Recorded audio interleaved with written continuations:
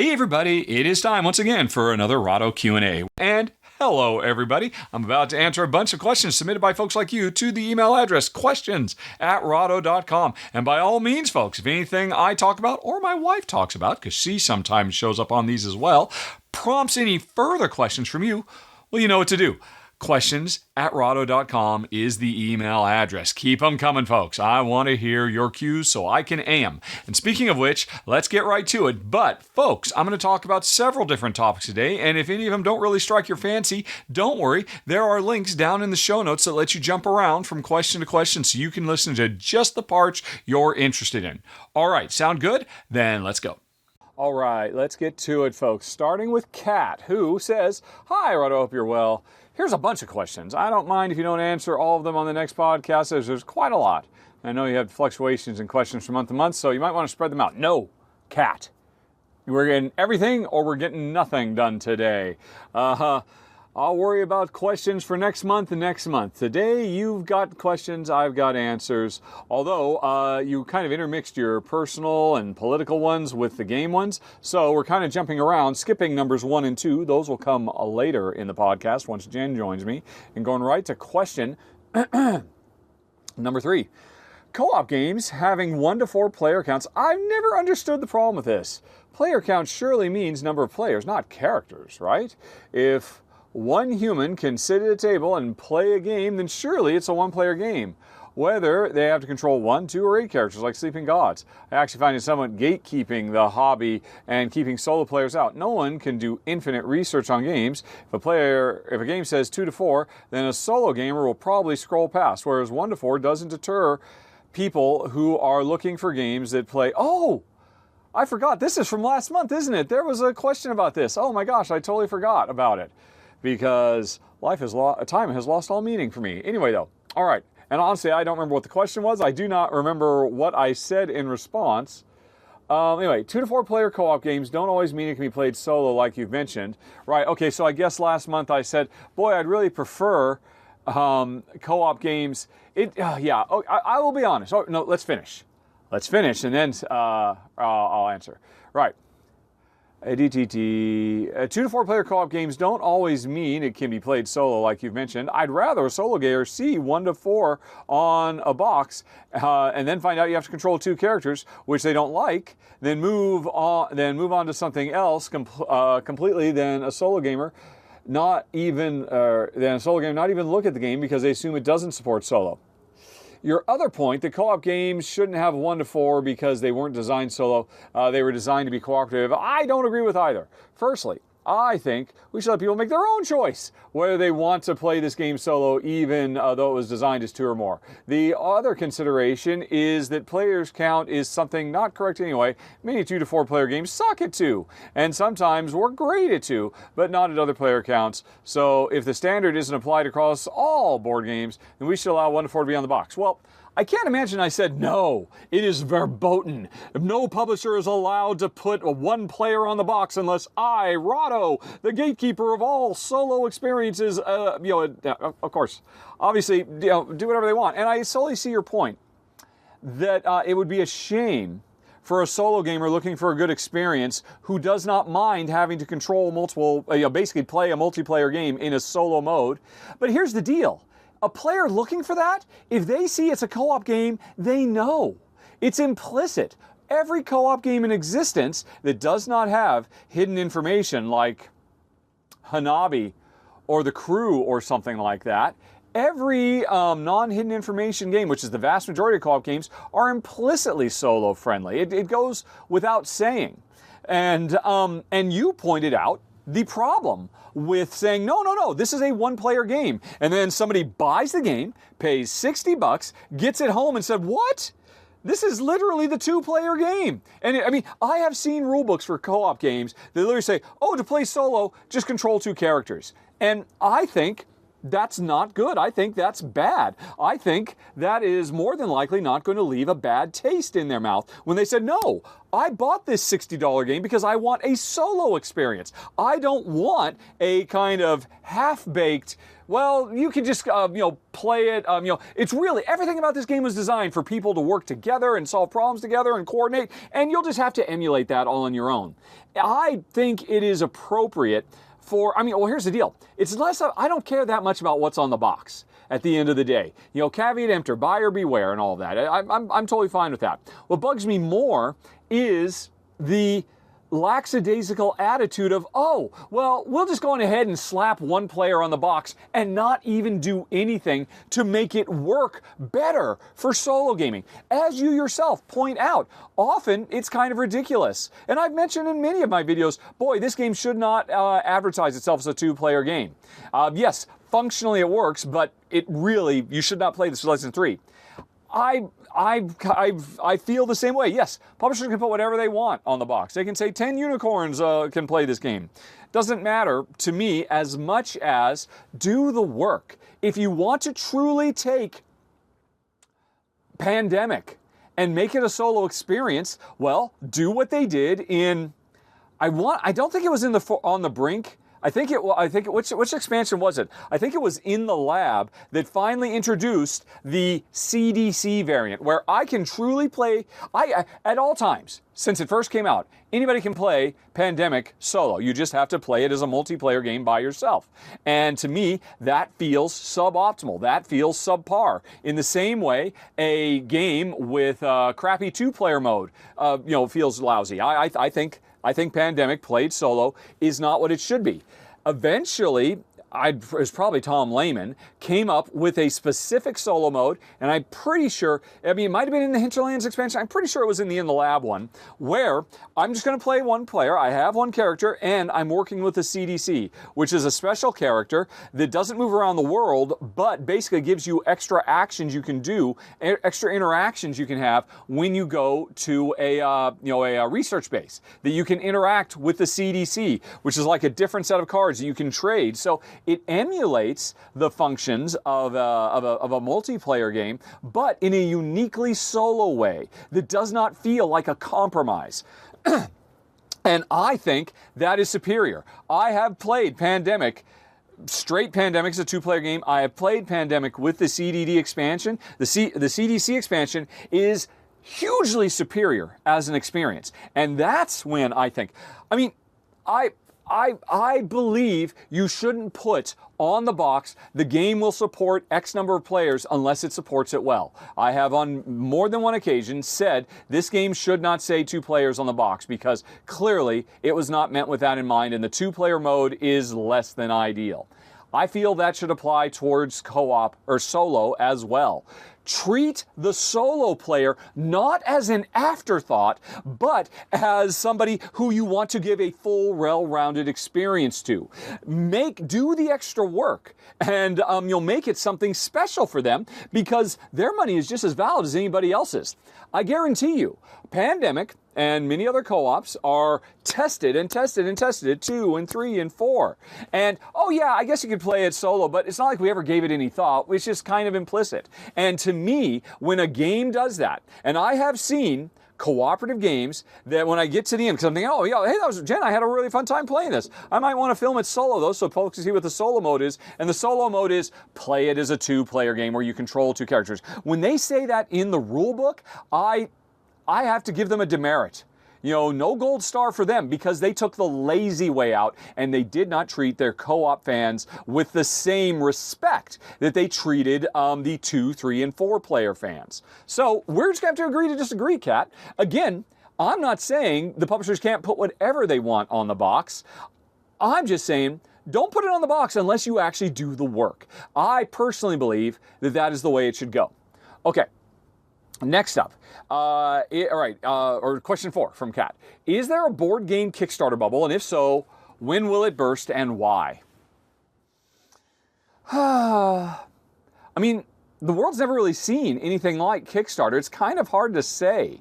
And the reality is, I guess I can answer that question by saying I don't think Kickstarter is going anywhere. I think Kickstarter is over time becoming the backbone of the board game industry. Board games would not be anywhere near as good right now if it weren't for Kickstarter. And in fact, I just, in the last Rahdo recap show, in case you don't know, Kat, it's a show I film weekly and post on the YouTube channel on Sundays, where I tell everybody, hey, what were the videos I did over the last week for the channel? What videos did I find on other channels? And then also, what new games did I find? In the most recent recap for, what date was it?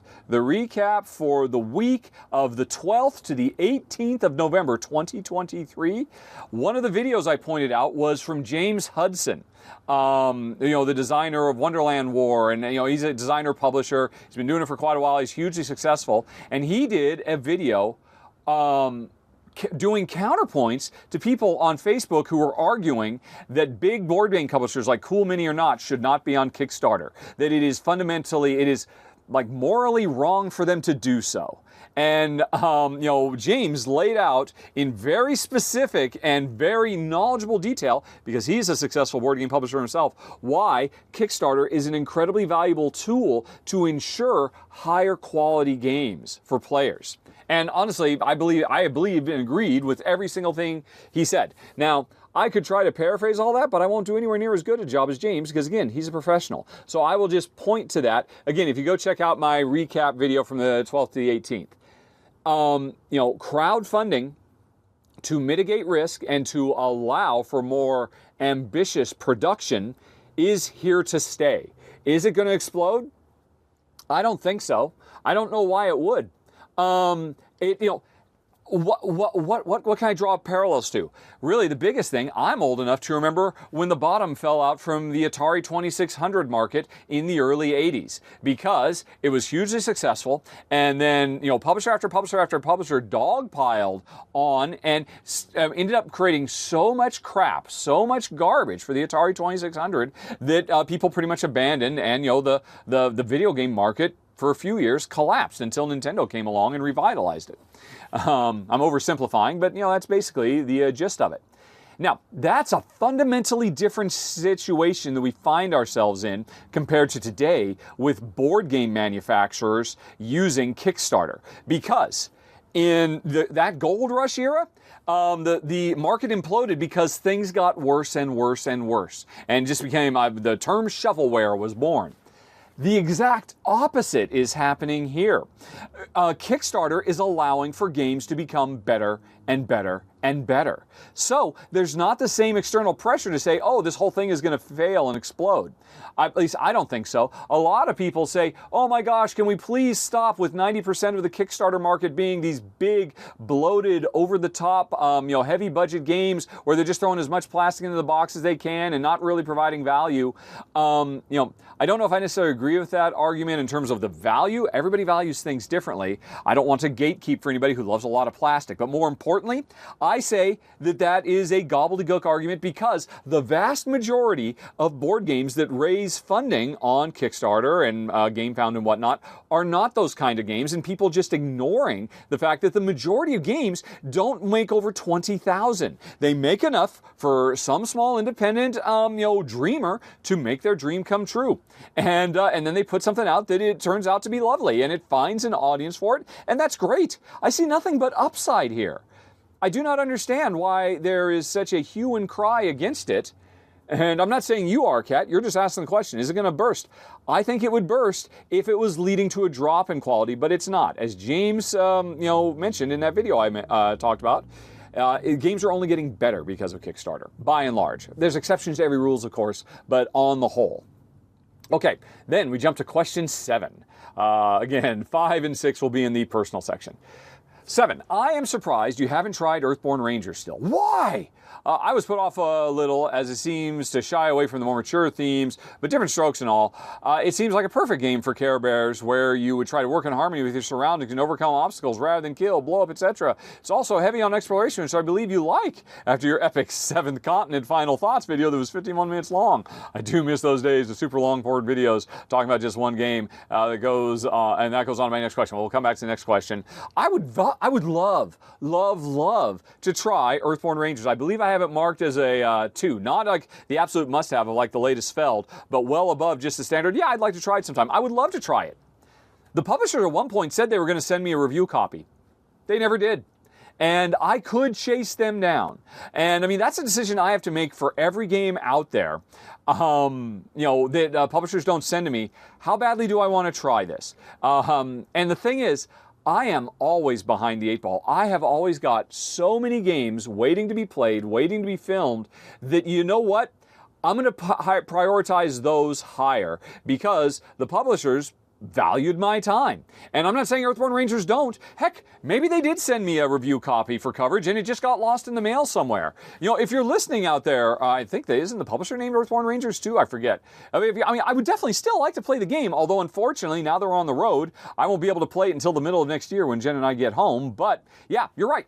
Everything you just said is true. I would love to play this game. I have listed this game in several top 10s, Kickstarter roundups and all kinds of things. It looks fantastic. But the publisher just didn't think it was necessary to send me a copy of it. So I'll just move on to other things that publishers do want to send. Because I can't keep up with what's already coming through the door. It just doesn't make sense for me to go on and say, bring even more in that I can't keep up with. So that's kind of why it hasn't happened. Question 8. As you wind down and collaborate with more people from the wider Rahdo run-through network, do you think you'll ever return to something like that 7th Continent video? I believe you've spoken previously on how there are certain games you can't play or can't play as much as you would like because of work obligations. But as the makeup of the channel changes, could we see a comeback of more deeper commentary from you in particular? Your current format for longer run-through, shorter final thoughts works well. But I feel like it may sometimes be constraining. Probably not a problem for Onnenberger Canal or White Castle, but for something like Evenfall, I really wanted to hear more and more, but maybe I'm just being greedy. Bring back the 1 hour long final thoughts commentaries. There's only ever been a few of those. It's not like that was a common thing. And honestly, like the last one I think that happened with was from Awakened Realms, Etherfield. And I don't remember for sure, I'd have to go back and watch my old 7th Continent. I think that happens in cases where very popular videos from other channels have made it out there into the board game media stratosphere that I have so strongly vehemently disagreed with, that gives me extra stuff to talk about. I don't know if I would have talked about 7th Continent for so long if I didn't feel like I had to make counterpoints to whatever video I was responding to. I know that happened with Etherfield as well. And it's probably happened a few times over the years. Heck, probably any time you've ever seen a Final Thoughts video that went for more than 30 minutes and I was by myself, chances are it's because I was late to the party and I think somebody else did the game dirty and I feel like I'm trying to rebalance the scales. So, I don't think that was ever something that was going to happen very often, because that doesn't happen very often, because more often than not, I'm usually one of the first channels covering games. Now, it's certainly possible that as time goes on, heck, maybe that won't be the case. Maybe, Shay or Kimberly or other people who might come onto the channel in the future, who knows, might, be taking more of the front. Shay, just this month, because of Jen and me getting on the road, I did not have time to get Kutna and Evacuation. In years gone by, I would have totally covered those myself. But because I did not have time, because we were embarking on this big road trip, I mailed them down to Shay so he could get them covered, because I did want them on the channel. I have since picked them back up. I'm going to play them now at some point when we're down in Mexico, but I feel like the content is already on the channel, so I'll just end up talking about it in the monthly roundup. But you know what? Hey, when I eventually get to those, if I look and see that somebody has done Evacuation wrong or Kutna Horror wrong, or in a way that I disagree with, that I fundamentally think, wow, that incredibly popular video that's getting so many hits because it was a hit piece against this game totally misunderstands or mischaracterizes the game, I feel like I need to set the record straight. Sometimes maybe that'll happen more often. It's hard to say though, but that's the thing. Don't fool yourself, Kat. It never happened that often in the first place when it boils right down to it. Alrighty. Anyway, number 8. You're often surprised when people prefer to watch you rather than someone else play the game, and I want to know more about why that is. I agree. with you that other computers are amazing and that we get the same quality for whoever's doing a run-through, but it does make sense that people who subscribe to Rahdo want to see Rahdo. It's like me buying a cinema ticket to see Barbie, and when I get there, the film is Elemental. Both cool films, but that is not what I wanted or expected to see. People subscribe to a particular board game channel for very specific reasons, including style and personality, and while everyone is fun to watch, you're all different, so I can understand why people have their preferences. Sure, of course, yeah, I mean, obviously, of course, people have their preferences. I don't think the Elemental versus Barbie is really a correct analogy, though. Both excellent films. I'd liken it more to, hey, you know what? I went to the West End because I really wanted to see Michael Fassbender in the remake of Guys and Dolls. Just making something up. I saw Guys and Dolls on the West End many, many years ago with Ewan McGregor. So that was the first thing that popped in my head, but I just put Michael Fassbender in instead. I really wanted to see that. And then it turns out the night I get there, he was sick. He had, he had food poisoning, and so the understudy stood in. Am I going to be disappointed? Sure, of course. Am I still going to enjoy the play? Yes, when I say what I don't understand, it's not that I don't understand that people have preferences. Sure, of course, people like Coke, people like Pepsi, totally understandable. It's consumer taste drives everything. What I don't understand is people saying, "Oh, Rahdo didn't film it. I refuse to watch."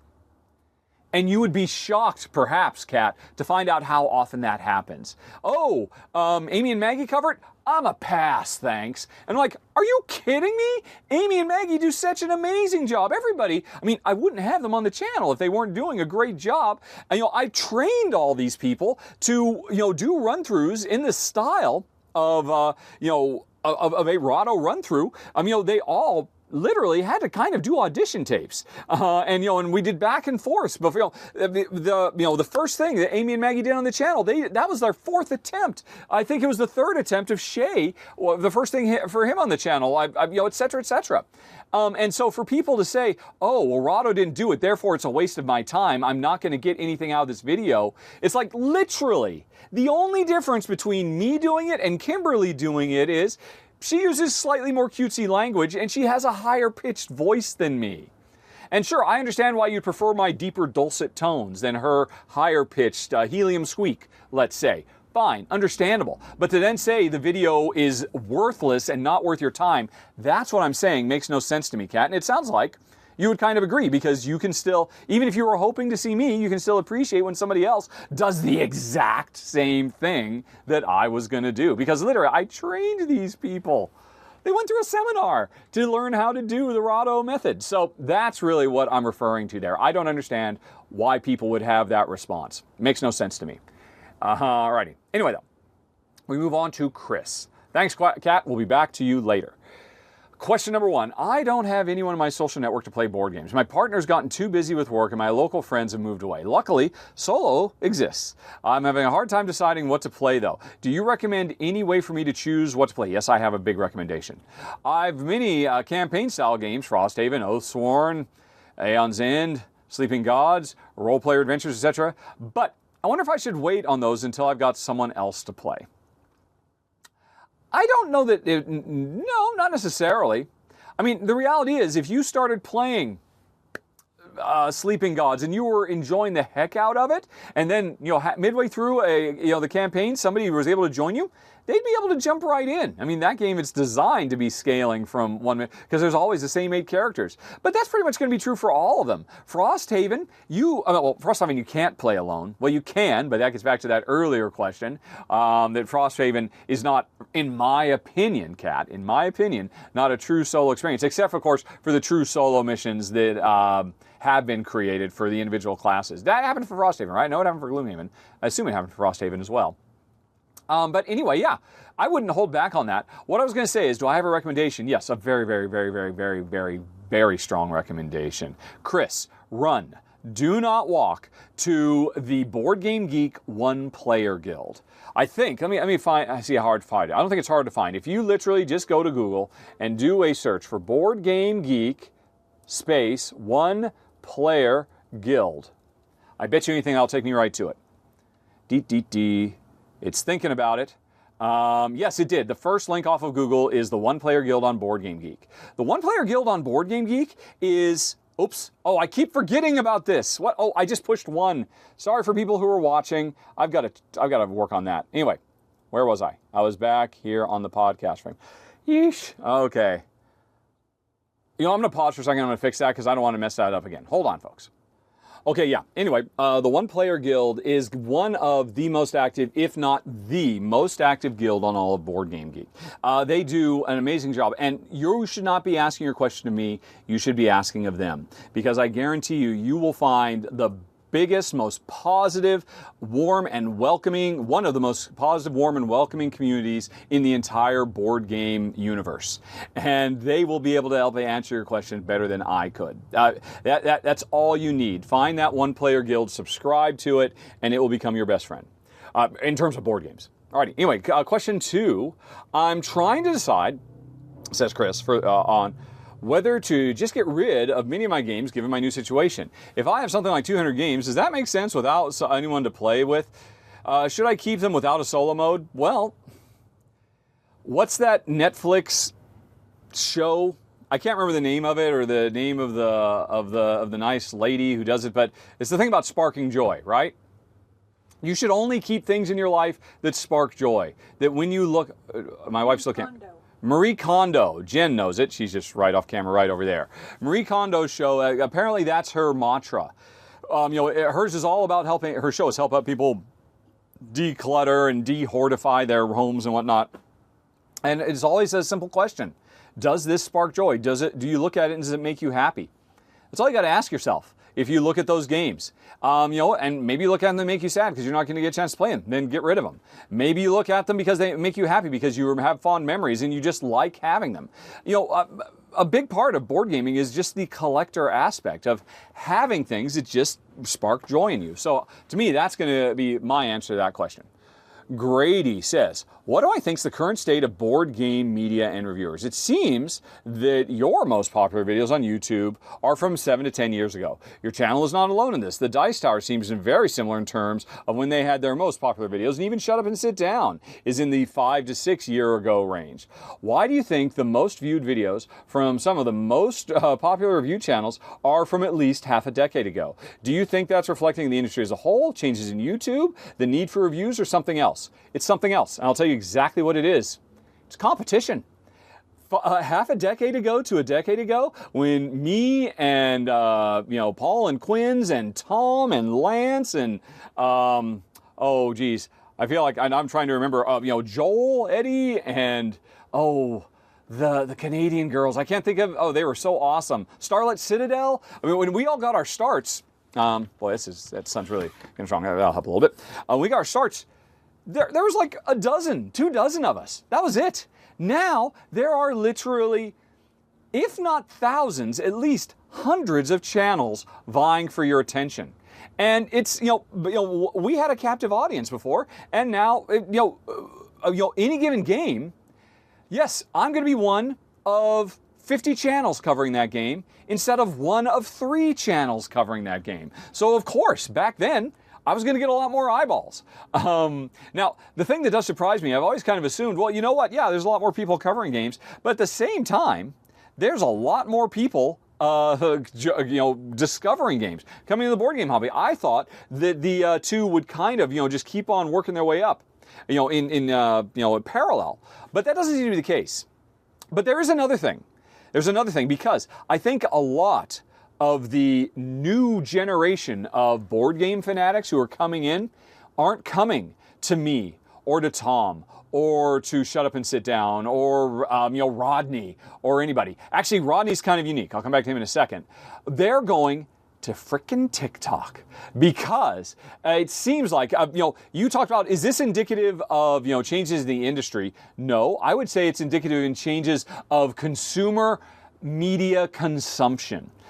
The it's weird. What was Twitter's thing? Vines. Vines were such a big deal, and they were so viral, and it was amazing that Twitter just cut them off. And then nobody else picked up on Vines until TikTok came along, and then everybody realized, oh my gosh, people want to see 30-second videos. People want to see a new video every 30 seconds, or 60 seconds, or 90 seconds, or whatever. And that is fundamentally changing the way that people consume online influencer media. Oh my gosh, has he talked for 10 minutes? That's inconceivable. How could I possibly listen to anything for 10 minutes? Because I expect the beginning and end of this video to come in under 60 seconds. And and you'll notice we old guard, none of us are chasing after that sweet, lucrative TikTok audience, by and large. I've thought about it, but I'm leaving that as a younger man's game. Grant Lyon gets 500,000 views on some of his TikToks, and Alex, so two of the people that appear on my channel. Grant with his Grant's Greatest Games and Alex Hart of Midas Just a Game. He teaches me games sometimes. They both got YouTube channels, but that's not where they get their hits. They get their hits on TikTok, and that's where I should be too. And so I think it's a combination of there's just a lot more media, and a lot of it, the expectations have changed radically. To Cat's, was a Cat earlier saying, bring back the hour-long videos. That is not what the audience wants to see at all. They want to say, bring on the 60-second videos, which is not something I'm personally interested in doing. I've thought about it a few times, trying to come up with something that I could find engaging to do, but I just don't know. But I'm getting old and tired anyway. But anyway, yeah, I would say that's really why those are the two big things that are leading such consequential changes across the board for all us old school. Oh, and then I mentioned Rodney.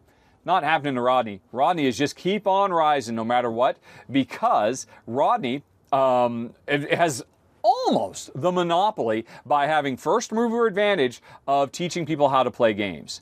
For my personal predilections, there are other channels that do it much better than Rodney. No offense to Rodney. I don't know if anybody does it more professionally and more polished than him, but he is not the best teacher for my brain. There are other ones out there, but nobody can compete with Rodney because he's literally got a stranglehold. And there are other channels out there, Neuronthema and gaming rules, and there's so many others. Heck, I'm trying to do them now. I was having Ryan Crichton of Knights Around a Table, but he's gone back to work full time in the video game industry. So that's why you haven't seen any videos from Ryan for a few months. I don't know if he's coming back or if he's out. I'm not sure. But the exception to everything I just said is teaching how to play, because if there's one thing that people need if they become board game fans is teach me how to play the game, and you can't do that in 60 seconds. And while there are a lot of people competing for that pie, it is very difficult to compete with Rodney because, again, he's the king of the hill in that regard, and people say, well, why would I go watch anything else? Now, of course, Rodney he only does like 2 or 3 a month, so there's room for competition. But anyway, that's kind of, I think, what the state of that is. Good question. Alrighty. And that will be the end of this session of the Rahdo Q&A. Thank you, folks, for watching and also for submitting your questions. Send me more to the email address questions@rahdo.com, and I'll get you covered in a future episode. And in the meantime, if you would like to hear some more, you're in luck. I have been doing the Rahdo Talks Through audio podcast for years now with my wife, Jen, and we have got hundreds of hours for you to enjoy. You can hit that big box that's on screen right now if you want to dive deep. Also, you can go on ahead and subscribe so you won't miss the next Rahdo Q&A. And thank you, folks, for watching, for listening. Have a very, very nice day. Talk to you later. So long. Bye-bye.